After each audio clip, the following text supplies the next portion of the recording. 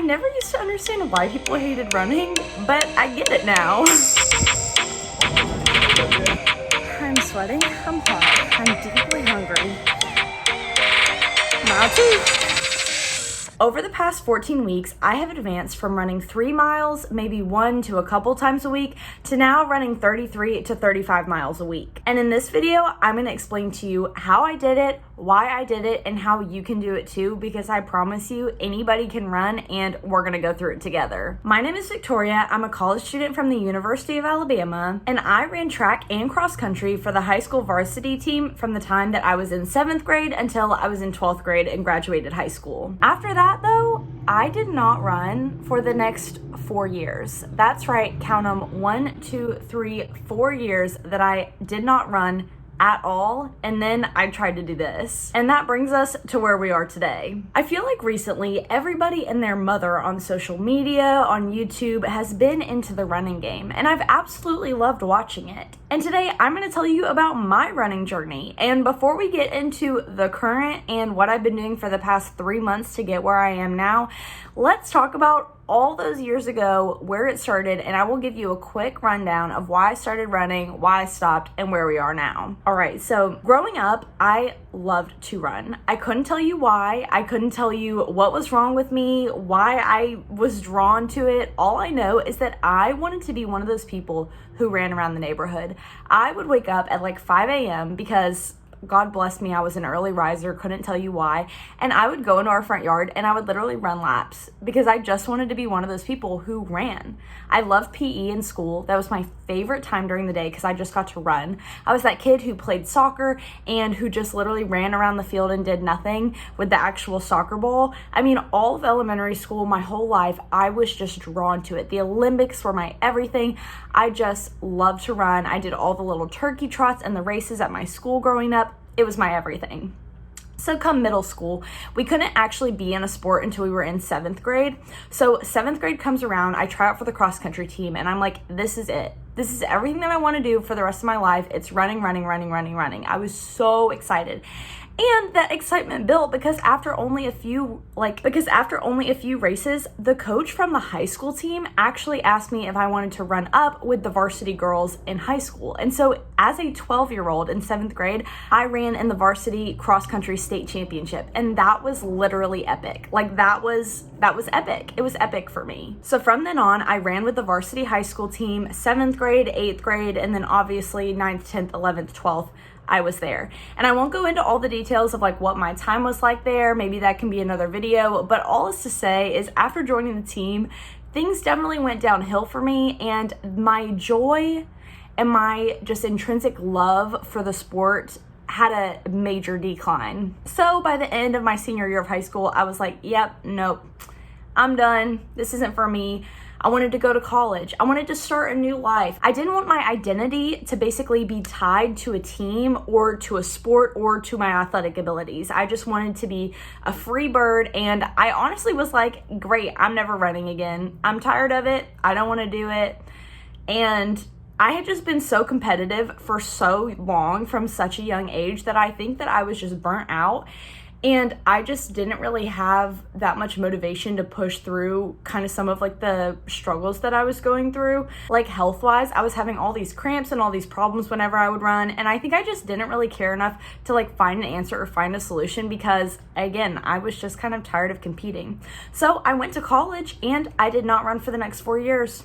Freshman, sophomore, junior year, no running. So now let me set the scene for you. I want you to picture this. It's about halfway through my senior year of college, and I've been starting to get the itch for running. I've been starting to get that feeling of when you see somebody running on the street. I was feeling jealous, you know? I was like, hey, I want to do that. Or whenever I was in the gym, because what I did do over the last 4 years was kind of get into weightlifting a little bit, so I got better at that. But I would be in the gym and I would be looking at the treadmills being like, ooh, I remember running on those. That was nice. And I was really just building up, getting the itch for running. I was thinking about how much I miss racing. I volunteered at the Tuscaloosa Half Marathon at the finish line. And I think that really is what did it for me, y'all, because having to stand there and hand people medals, all I wanted to do was be the person running. all I wanted to do was be the person running the half marathon. And it was like killing me on the inside. Like I was just having the itch to just go run. But it had been 4 years. I didn't even have running shoes. Like I didn't even have anything. So I just thought about it for a while. I let myself sit on it. And then finally, in the spring of this past year, I went and I got myself some running shoes. And oh my gosh, the journey that I've been on since then is a rocky one. And I'll tell you this, I never understood why people hated running. Like growing up, everybody was like, I don't know, people say all the time, you know, running is horrendous, they hate it, it's awful. And I never got that, probably because I grew up running, but I never got it. And now, the first run that I went on after not running for 4 years, I was like, oh, I get it. This is what people are feeling. And I hate that this is what people are feeling. But luckily for me, I had experienced the joy of running. I had experienced how good it felt to go on an easy run and to just be trotting at your easy pace, having a conversation, laughing with your friends, and just like running for the heck of it. Thankfully, I had experienced a lot of that. So I knew that what I was feeling on those first few runs was not what I was gonna keep feeling. Okay, it's May 31st. This is my like run day one. I'm starting over, just got back from Ireland 2 days ago. So today on my run, I felt pretty good, but in the probably for the first half of the run, like the first mile and a half, I had bad cramp in my front left side, like here. And then that went away after a mile and a half. And then when I got to 2 miles, like from mile 2 to mile 2.5, I had left pain in my left upper rib cage on my right side. And now, near the end of my run, I'm almost back. I'm at 2.75 miles, so I only have 2.25 left. I'm feeling hungry, which is not good because I ate like 20 minutes before I left. And for 3 miles, I shouldn't need like much fuel. Most people don't, so I don't know. I'm gonna have to figure that out. So that was me a few months ago, okay, doing my first run. And then I knew that I needed a plan. And so in the rest of this video, I'm gonna tell y'all exactly what I did to get from running nothing, running maybe 3 miles a week, whatever I could, to now running a consistent 33 to 35 miles a week, okay? I'm gonna tell you exactly how I did it, how I kept from being injured, the exact mileage plan that I used, and how much percent that I upped every single week. I'm gonna show you how I figured out fueling myself, and I'm just gonna show you overall my emotional journey and how it can be really hard, especially to get into something so difficult as running, but you can do it, and it's so worth it. It's so worth it in the long run to stick with it, do it for yourself. And I mean, any type of journey or any type of challenge that you put to yourself, just sticking with something for so long can make such a huge difference for your self-esteem, for knowing that you can complete something and you can do something. I mean, it can be so rewarding, and I hope that this video encourages some of you to just keep pushing if you're already running right now, or go run, go start, go do something that you're interested in, or some kind of challenge that you want to do. So let's get into it. Now, I'm gonna go in order of like my journey, okay? The first part of this journey, when I started running, and gosh, I was like, my legs hurt. I don't remember my legs hurting this much. And my lungs, it's hard to breathe. I don't remember that it's being this hard to breathe. The first challenge that I really met was fuel. I was having such a difficult time. And I know I mentioned a few minutes ago about how I was having like some cramps during when I was running, and I couldn't really figure it out. So fueling now is a lot different than high school, and something that I was not really remembering, or I guess in my head I was thinking in high school when I would go run in the morning. I would wake up, I would put my shoes on, and I would run. There was no eating anything, there was no consumption of any type of food or water. There was just wake up and leave.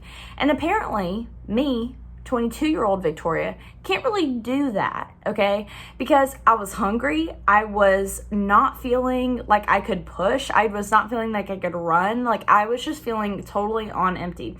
So I figured out that I was gonna have to eat something at some point before my run. So the first thing I started with was bananas, but I had no clue how far in advance I needed to eat those. I ate a banana like 30 minutes before I ran, which is shorter than usual.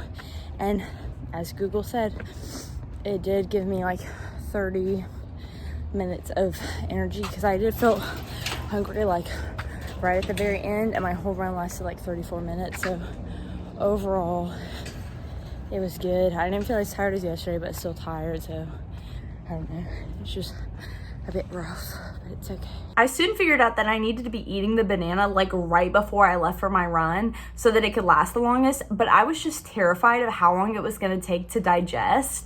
And I just didn't really like want to be in a situation where my stomach was then cramping because of digestion issues. But, you know, if it was hurting because of hunger, I had to stop that. So I did start doing that, and then that actually worked perfectly fine, and my stomach could handle the banana. And I even started eating a little bit more things, like even like toast with jam. All right, today I ran 3. The start of the run felt really good. It was cool. The sun had not quite come up yet. And then a little ways in, I definitely started feeling some cramping in my lower right abdomen. And I think it might have been digestion. I ate 2 small pieces of jam with toast with jam, like 40 minutes before my run. But I'm confused because I was having digestion pains until like halfway through the run. Then they went away. And then maybe halfway back from that, I started feeling hungry. And then a little bit after that, I started feeling ravenous, like so freaking hungry. So it's like, what, that wasn't enough food to fuel me the whole time and make me feel full. But it was too much. It was making me have digestion cramps, if that's what those were, digestion cramps. I don't know, still figuring out, but that was today's 3-mile run. The other thing that I think that I kind of forgot about like fueling like during high school is most of the time our practices were in the afternoon, because obviously it would be after school, and we would eat lunch like at school, and then a couple hours later we would go on a run. So I had eaten something, I just wasn't remembering that there was a meal involved there, you know? And so then I actually saw that it was really helpful when I did eat a full breakfast, especially at the beginning when I was still kind of getting my bearings with running again. It was really helpful to eat like a full breakfast and then go a few hours later. But of course, this doesn't really work when you have to go to work and school and stuff. So it was good over the summer for a few runs, but didn't really last. It's 10:30 a.m. I just finished running 3 miles. So this is officially the end of week 2. And I think I finished with like 12.2 miles on the books. So I feel good about it. And honestly, like today I felt really good, even though it was so hot and I was sweating so much and the sun just was like the humidity was kind of eating me alive, but I weirdly like felt okay. Like I was having a good time. I felt really good. I felt really comfortable in my body. I didn't have really pain much at all. I maybe had some like ghost pain on my like front lower abdomen on my right side, like during like the middle of it a little bit, but that was really the only pain that I had. And other than that, I mean, I just felt like good and like not tired. I ate a full breakfast this morning and I finished eating around like 7, and then I started running at like 10. So I think that I'm seeing a pattern that when I eat a full complete breakfast and then wait 3 hours, I feel better than when I eat like a banana or oatmeal like 30 minutes to an hour before I run. So I may need to be doing that more, but that's hard because obviously I have work, and in the mornings, like today I don't have work, but I usually do in the morning, so that wouldn't really be that opportunity. Like I would have to get up crazy early, but I don't know, maybe it's worth it if I'm gonna feel this good. So yeah, that's week 2 done. And now I'm at a place where I actually know like that I can eat. If I'm going on a shorter run, then I can eat just like a banana before I go, or a longer run, I'll still do that toast with jam. And even sometimes I'll do like oatmeal, like the Quaker quick packet oatmeal. I really like that. And I still do find myself being hungry at the end of runs sometimes, so I'm still working on that. And again, in high school, I never really was fueling during a run either, and I still don't do that now because it kind of scares me. But I'm fearing that that might be like the next step that I need to go to. And if I do a part 2 of this video in like a few more weeks or a few more months, you'll probably see that I will probably have to start doing that, but we'll see. Now, the next thing that I want to talk about is pace, okay? How fast I was running. Because one of the most frustrating things, the first run that I went on, let's go back to, I was in my hometown and I had gotten those new shoes and I was like, I'm just going to go on a run. I'm just going to rip the Band-Aid off. My pace in high school is not the same as my pace now. Let me tell you that. The pace that I built up for those years and years of training, in my head, for some reason, I was really stuck on like, I need to be running that pace again. Why can I not run this pace easily? And the concept of this is so embarrassing to like talk about, but on this first run, y'all, I was getting so angry at myself because I kept, I was going below 10 minutes, I was going slower than 10-minute pace. And that was making me angry because I was like, who am I? Why am I, this is unacceptable. This is unacceptable. I've never, this is so slow. But that's ridiculous because 10-minute pace is not even slow. And I was just comparing myself to my peak fitness in high school, literally peak varsity fitness. When I was 4th in the state, I was comparing that pace to me after not running for 4 years. And I was getting so angry at myself. And it took me probably a couple weeks to really realize that I needed to slow down. And it's okay if I couldn't run that pace, because eventually maybe I'll get back there. But right now, that's not what I can be doing. So I would run 3 miles for the week, and then I would get angry and I would just be like, okay, I'm done. I'll try again next week. The next week I would run 3 miles and I'd be like, this is ridiculous. I'm too slow. And because I was trying to run so quickly when I did not have that endurance built up, when I didn't have literally the band of width for that, my watch was telling me that my recovery was over 24 hours for only running 3 miles because I was running so much faster than my body needed me to be. And if you hear me in any of these videos mention that and mention my recovery being so long, that's why. It's because for a long time I was running way faster than I really needed to be. So I think I just need to slow down a little bit right now and just let myself run in zone 2 and see if it actually works for me. I'm sweating, I'm hot, I'm deeply hungry. My heart rate is still in the aerobic zone and I'm walking right now. If you can't tell, I feel angry at the world and at myself. I did not eat enough before this run. I did not prepare for this. I actually did not even know that I was going to be starting this today. And then mid-run, I was like, you know what? I've seen enough YouTube videos about this zone 2 thing, so let me just start it. And now, I'm 40 minutes into my run. Did not eat enough beforehand, because this is about to be over an hour of running for how slow this is going for me to meet my mileage of 5.5 today. I can't even talk about it. It's gonna make me upset. But I'm being determined. I'm trying to do it. You know what? It's fine. It's fine. Can you even tell that I'm running? Yep, that's me. Heart rate of 128. A little speed walk action is what it feels like. And now, after quite a few weeks have gone by, I've actually started doing zone 2 training just to really see if going at a really slow pace will help me with my aerobic fitness. And it actually has been. My pace has dropped quite a bit from 15 minutes was my easy pace according to my watch, whereas now it's 12 minutes. So if you guys want to see a whole nother video on how zone 2 is going for me, and I might start adding in some speed workouts with that, then I can also make another video on that. But starting out at that pace too and going that much slower, I mean, it was a little bit torturous for me, but I can get into that another time. Now let's also talk for a second about the time of year that I decided to take this challenge on. Okay, I decided to start running back again during summer. It's 10:30 a.m. It's really hot outside. I'm sweating so bad, but I decided in June in Alabama. Do you know how hot it is in June, July, August in Alabama? Oh God, this heat is really getting to me on the way back. The sun is just right in my face. It is so hot. I'm sweating literal buckets, which means I'm gonna need a lot of hydration today. It's hot, brother. It is hot, and I am still living it right now. It just turned September and it's hot. And I like the heat. I'm somebody who actually really, really enjoys the heat.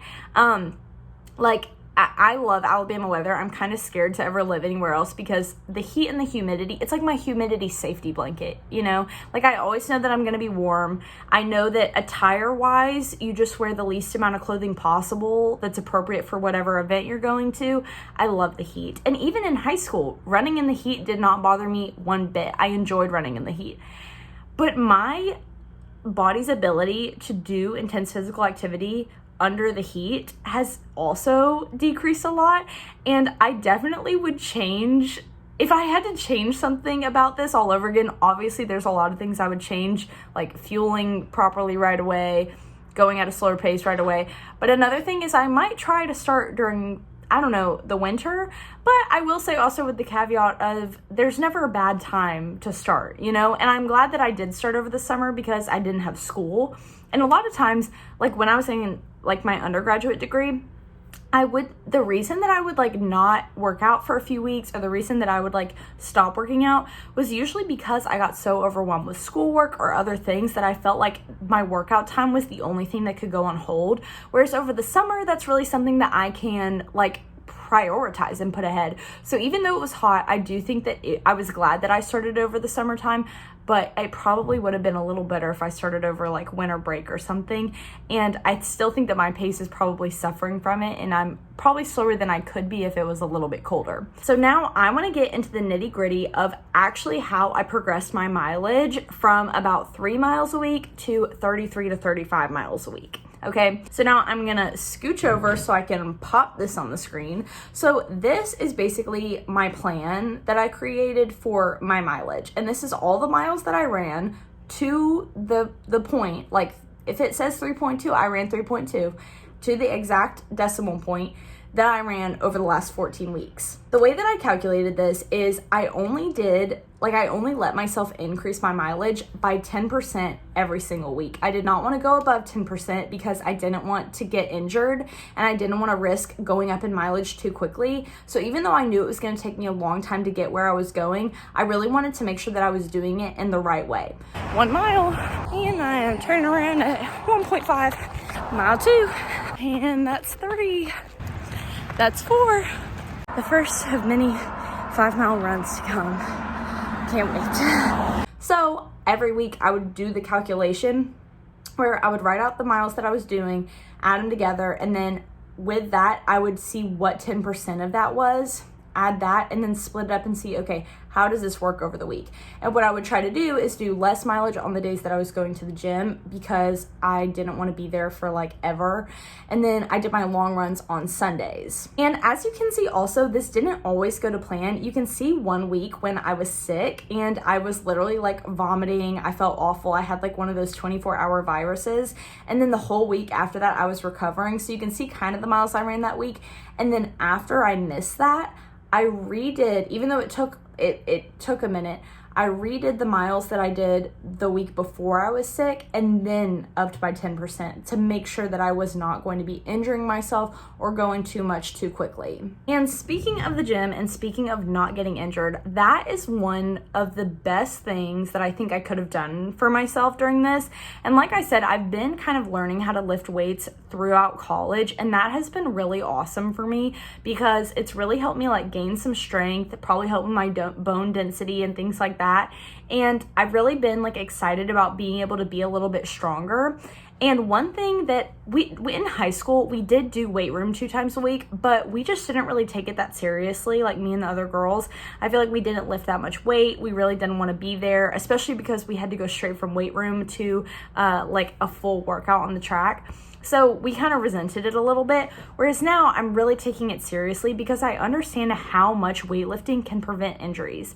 And there's 2 different types of categories of weightlifting that I'm doing. So the first category is just general strength building, okay? So like doing the squats, doing the deadlifts, doing the hip thrusts, and not just my lower body, but my entire body. So also like the core work, the ab work, doing the functional muscle building, also working on my upper body and making sure that all around I am strong and my muscles are strong, my bone density is good, and I can hold the weight of myself when I'm on my tippy toes running. Now, the other category of weightlifting that I'm doing are moves that are specific to different areas of my body that are prone to injury.